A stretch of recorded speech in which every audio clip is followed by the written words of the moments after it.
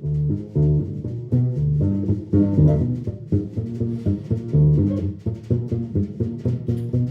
I'm here to talk about something I see a lot when I get involved in competitions, organizing them, or as a judge, or as a mentor. I get this question I never would have gotten many years ago, which is like, is my thing a for-profit or a non-profit, or what should it be? And some people even worry about this before they even build their app. So I teach right now at ITP and Products of Design at SVA. I've been through the many variations of technology here in New York at Organic and Frog Design. Most recently started a company that was sold to Dodges Group, who was the guy that founded, if you guys were here for Kevin's, the Razorfish guy, the guy that founded Razorfish, bought my company about 4 years ago, and then recently Luminary Labs. And I'm doing a startup this summer, so I'm feeling all of this right now. So BigApps this year there's a choose your own adventure. You can solve a civic challenge, or you can solve a big idea challenge in all of the categories that are presented to you. But the core requirement is that you're doing something good for New Yorkers, right? We're not here just to make the next, Wall Street trading system. Not that there's anything wrong with that. And so you have this idea, some of you, and you're forming a team, and you're making an app, and you're wondering, maybe in the back of your mind, or as I saw last year, one of the winners of the BigApps Challenge didn't really figure out the money thing until after he'd won, and then he thought, is that how am I going to make money, just winning competitions? Because I haven't figured out how this thing's going to make money. So I'm here to talk about how to think about approaching that question. As a question I hear a lot, is my app yet a business? If it's educational, should it be for-profit or non-profit? This thing I'm doing, should I be in a consulting firm or start a product company? And I was talking to someone in my office hours for BigApps, and he hasn't built his app yet, but he's really worried about how he's going to keep his vision intact. Make sure the VCs that are going to fund his thing aren't going to ruin everything, which is an awesome thing to worry about before you even build a prototype. Am I scalable, or is scalability going to kill my dreams? What am I? Do I quit my day job yet? How many months until this thing starts to make money? And these are all serious questions. And I've seen companies born out of competitions absolutely go on to generate revenue. Some of them get VC funding. Some of them just figure out how to make some money for someone to live, or as a side job, or all of these things. All of these things are possible. And so is the app that just gets created and wins the competition or doesn't win the competition and just hangs out there as an awesome demonstration project. All of these things are good outcomes, but if you want to think about this thing as, a real company, job creation thing, you've got to think a few steps ahead. So I'm going to talk about the for-profit, non-profit thing, and then I'm going to plug for something you're going to hear from everybody who's in software development these days, lean startup, lean launchpad. Okay, so when I got out of school in the 90s, very early 90s, I had to pick a lane. I could do good, or I could go make money. And I actually interviewed, and I tried to get a do-good job, but I graduated during the recession of the early 90s, and I got a job on Wall Street as the only job I could get. At the time, Milton Friedman of the 70s, there was still this predominant belief that the social responsibility of corporations is to increase profits. That literally, when I got out of school, that was what you thought. And so I got a job in Wall Street as a stock analyst for an investment bank covering technology stocks, which is how I got into tech. And I ended up working for the guy that was arrested as the linchpin in the insider trading scheme 4 years ago. So that was crazy. I got out of that, but these days I'm jealous. Graduating from college, all of my students are starting companies now. They're not even having to pick this lane. And it's a paradox of choice. You can do a for-profit, you can do a non-profit. You could do this thing in between, social enterprise, social impact, social business, and it's actually confusing. I find students and competition winners spending a lot of time thinking about this, but you don't actually have to pick good or money.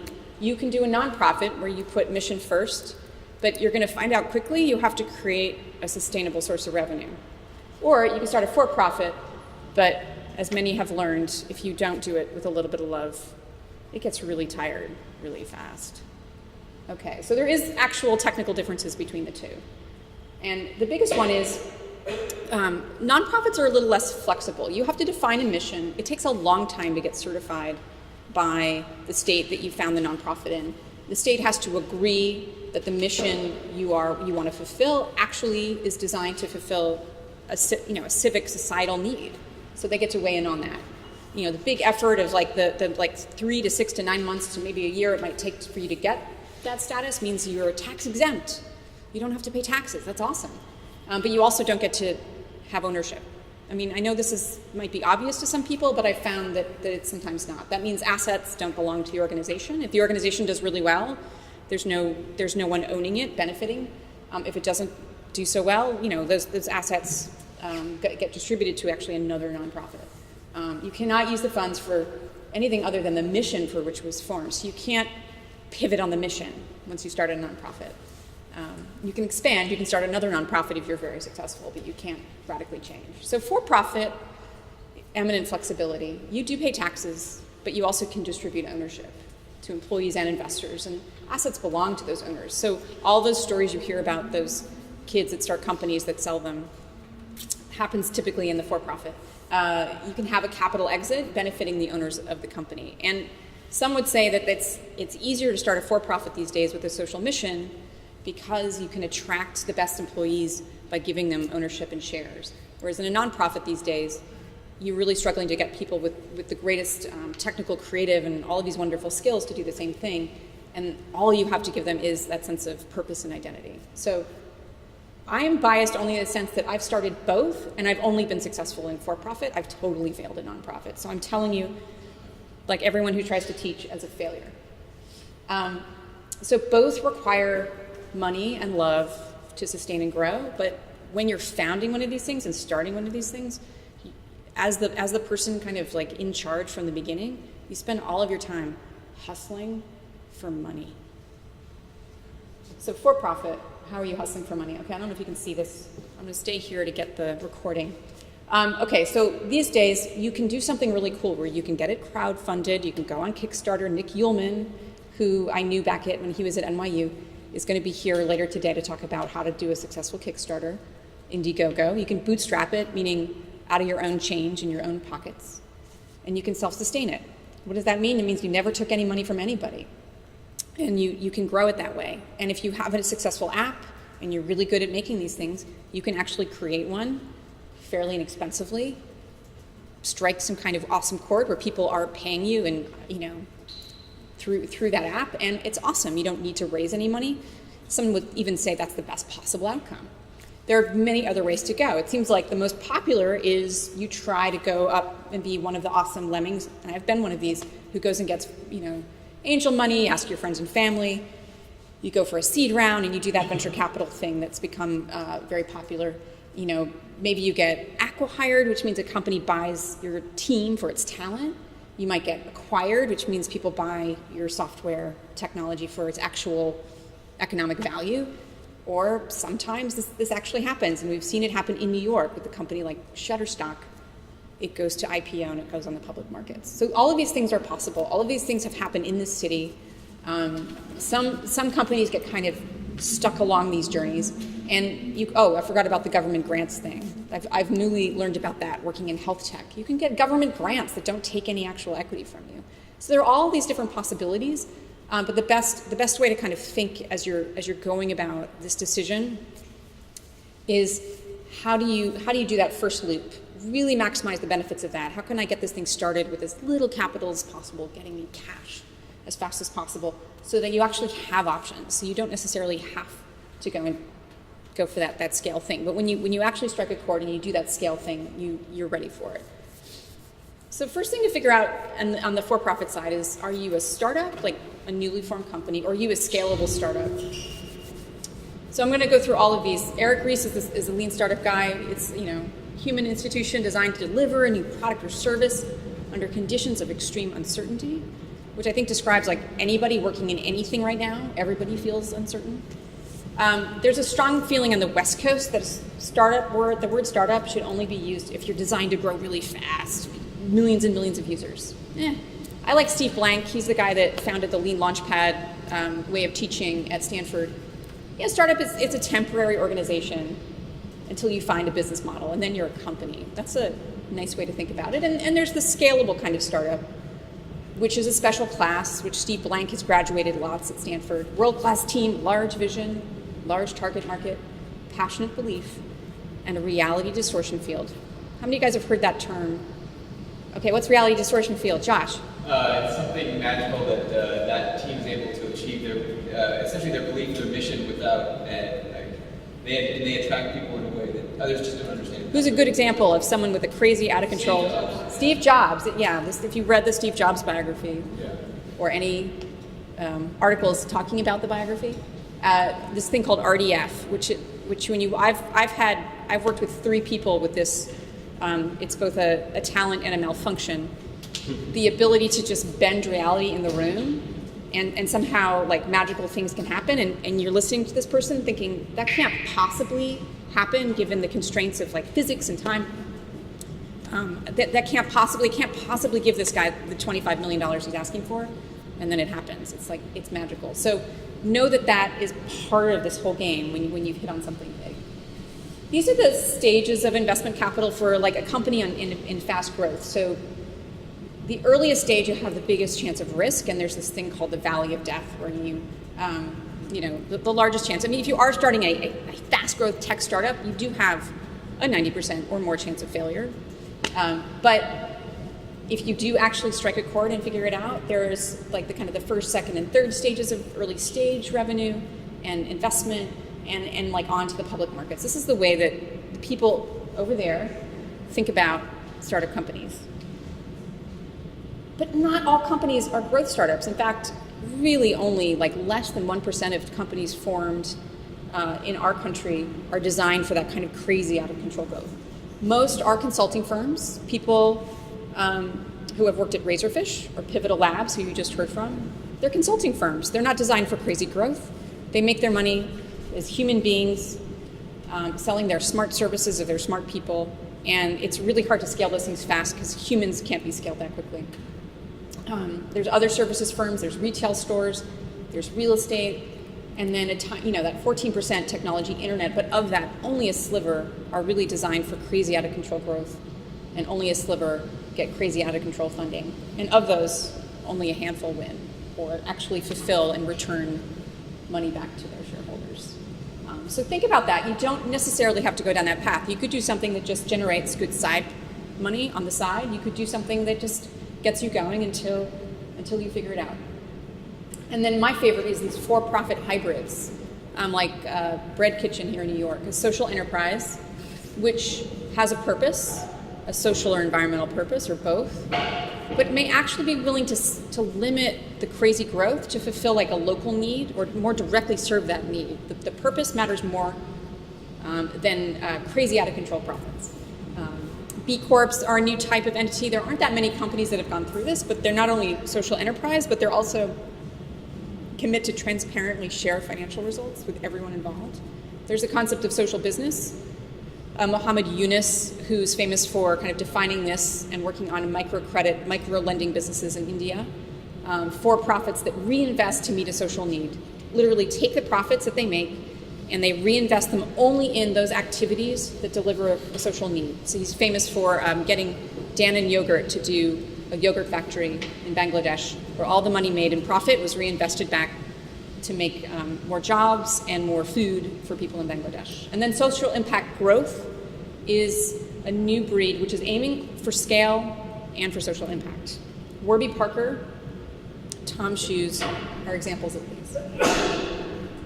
Okay, any questions about, this is like, I got 20 minutes to go through like the history of like finance and business, but any questions on for-profit? I'm sorry, a B Corp. Warby Parker is a B Corp. Etsy is a B Corp. Yeah, and the fascinating thing is that transparency thing. It's not just promising to deliver some kind of impact or mission. It's completely opening the kimono and sharing every possible result. Do you have any sources for the government grants that you spoke about? I don't, but I have.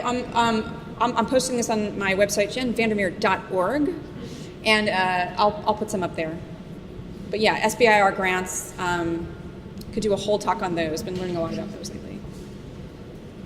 Any other questions about the money side? Yeah. Can I say the previous line?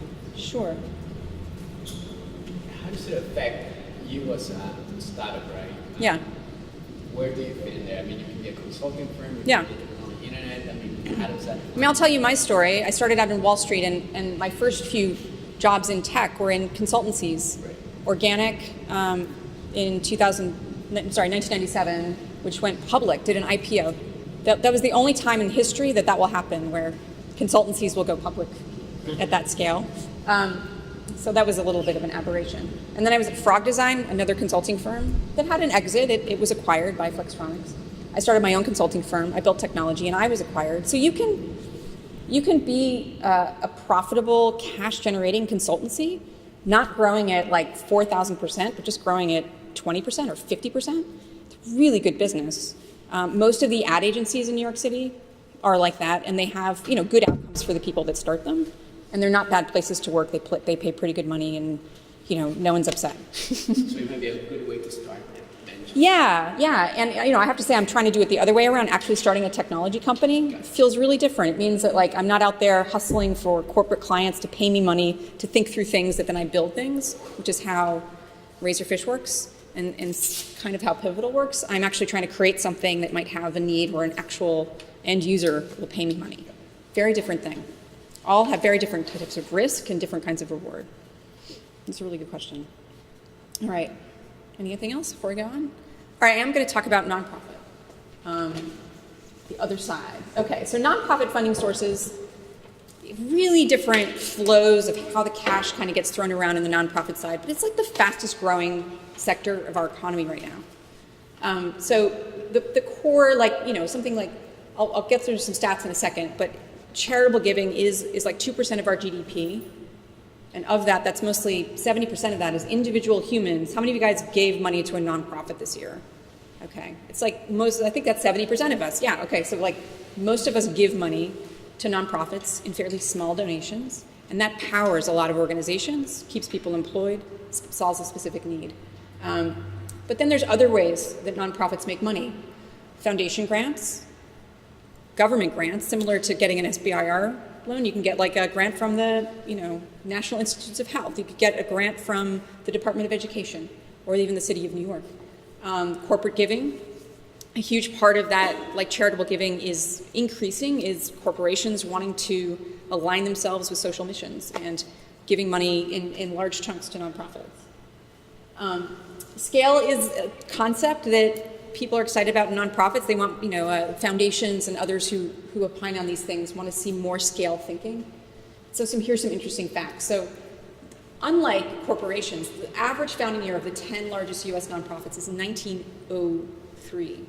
So once you start a nonprofit, actually hanging around and just, being successful means that time matters, that scale matters, that once you figure out how those sources of cash flow, they tend to come to you over time and you succeed. Not-for-profits are the fastest growing, one of the fastest growing sectors which grew 60% between 99 and 2011. And they got big, not by diversifying or spreading the way that they get money, but by really focusing on one of those sources, either getting really good at government grants, say a charity that works on refugees, who figures out that the Dutch government and the Swedish government actually give a lot of money to those organizations, not so much the US. So they get really good at forming those relationships and getting that money over time. Or a patient advocacy group that figures out that the drug company that makes the primary drug for their specific disease likes to give money and likes to align itself with that nonprofit, and they get really good at kind of taking that money. They find one so it's a natural match, and they build a professional organization around that funding model. So this is just to say that sometimes I find, especially with students, they feel like a nonprofit path is a path of goodness and light and thinking about social impact and only delivering the need, but you spend just as much time, if not more, on this money side and being really professional about it and having to figure out the sources of money. So the money thing doesn't go away.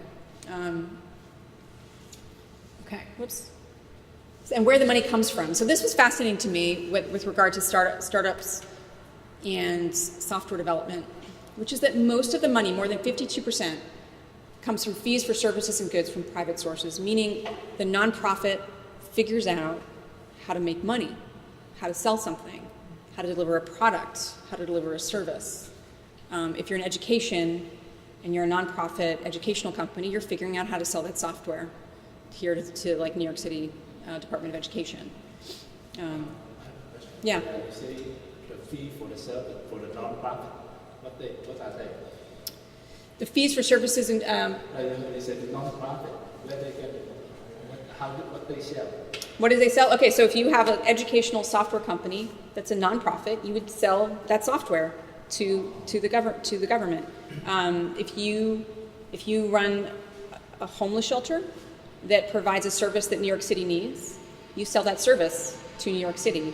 If you run a daycare in Alabama that provides a service that that state needs, you sell that service to the state of Alabama. Harder to do in some of our southern states, however, as they reduce the amount of money they spend on what's called contracted services. They're literally taking services that should be provided by the state and giving them to nonprofits, and they sometimes give them to for-profits as well.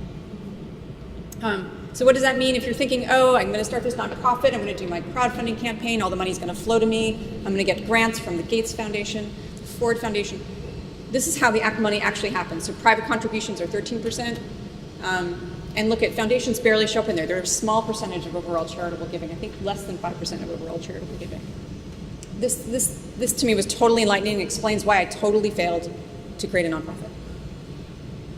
Okay, so I still don't know which way to go. What do I do first? The other great thing about startups these days is you don't have to decide. You can keep going and even get some money into this thing without having to decide.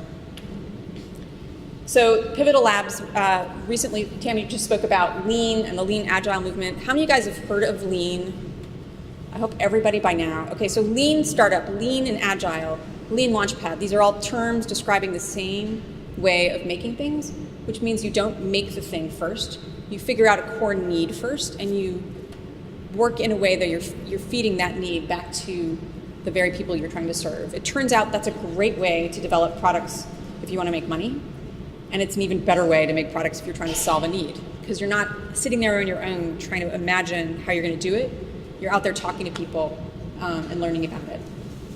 So what you should be doing right now is you form a hypothesis about how you will serve that need, and then how you'll grow to serve as many people as your thing can possibly fit. So define your total addressable market if you're, a for-profit, or the size of your total addressable beneficiaries, which I've never heard said, but it's a mouthful. But like how many people you actually want to serve as your end beneficiary.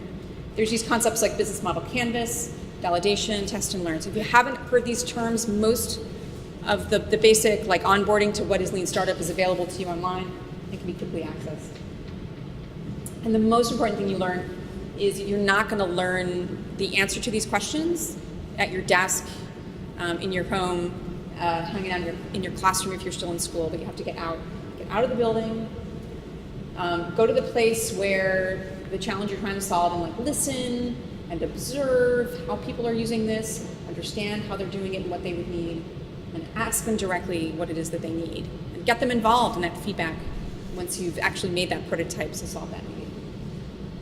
All right, that's it. Thanks.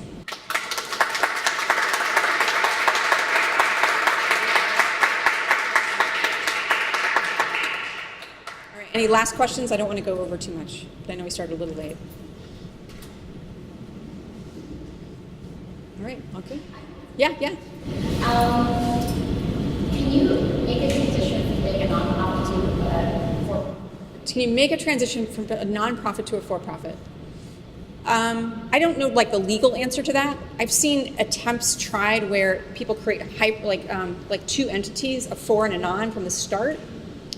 What I've learned trying to investigate this with my own failed nonprofit is that one of the two organizations tends to thrive and the other one tends to not. So that's one thing that happens. And then the other thing I'll say is it takes so long to actually get that 501c3, to get validated and all that stuff, that by the time you get it, you realize, oh, it's actually a for-profit, it's a big deal. You got to shut down that nonprofit and start up the for-profit. I think you can do some weird spin-out acquisition thing. I've seen that happen before. Not a legal expert, but hard. Kind of have an idea of what you want before you do it. That's my best recommendation. Yeah, Clinton. What's your opinion on crowdfunding? I think it's awesome. Definitely listen to Nick when he comes. He's great. What the best thing about it is especially on Kickstarter, Indiegogo, you don't have to give up any equity.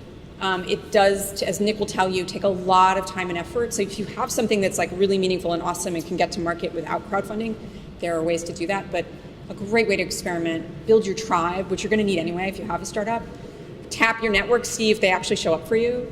Learn why they don't. If they don't, I have some students right now about to fail at a Kickstarter. It's very sad to see, but they just didn't do the work of like figuring out how to connect their networks in time, and they set the price too high. And listen to Nick; he has really good advice. But awesome, yeah. All right, anything else? All right, thanks guys. Thanks for coming out here on this gorgeous Saturday.